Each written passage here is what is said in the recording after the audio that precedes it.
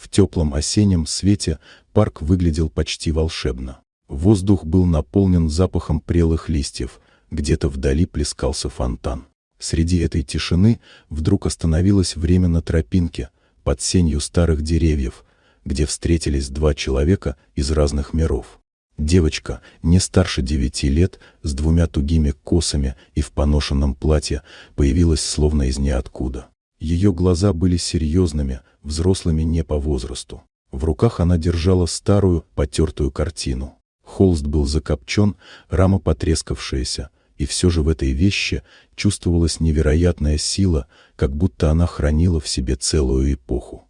Мужчина в дорогом, идеально сидящем костюме проходил мимо, задумчиво разглядывая экран телефона. Он не заметил девочку сразу, но почувствовал ее взгляд. Он поднял глаза, и девочка сделала шаг вперед, молча протянув картину. Не было просьбы, не было слов, только настойчивая, немая надежда. Он взял картину осторожно, почти с неуверенностью. Взгляд женщины с портрета тут же пронзил его. Все вокруг исчезло. Шум деревьев, блики света, даже сам парк. Он смотрел в глаза матери, которую не видел с самого детства.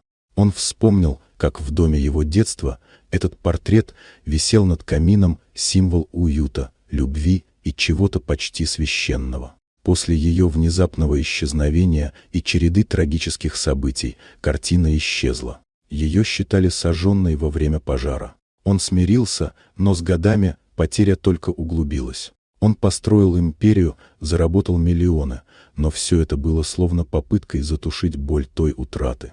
И вот теперь, спустя десятилетия, она смотрела на него снова с того самого холста, из другого времени. Он не мог поверить. Его пальцы дрожали, когда он провел ими по ободранной раме. Девочка все так же молча стояла рядом. Кто она? Как нашла картину? Почему принесла ее именно сюда, именно сегодня? Мужчина опустился на колено, картину все еще прижимая к груди. В этот момент он понял, в жизни не бывает случайных встреч. Картина, девочка, этот день все было частью чего-то большего. Память, боль, надежда — все переплелось, чтобы вернуть ему частичку души, которую он давно считал потерянной. Теперь он знал, что должен сделать. И не ради искусства, не ради коллекции, а ради того мальчика, который однажды потерял мать и, наконец, нашел ее снова через детские руки и молчаливый жест доброй судьбы. Вот такая удивительная история. Дорогие друзья, если вам понравилось видео, поставьте лайк, а также подписывайтесь на канал, впереди еще много интересного. Спасибо.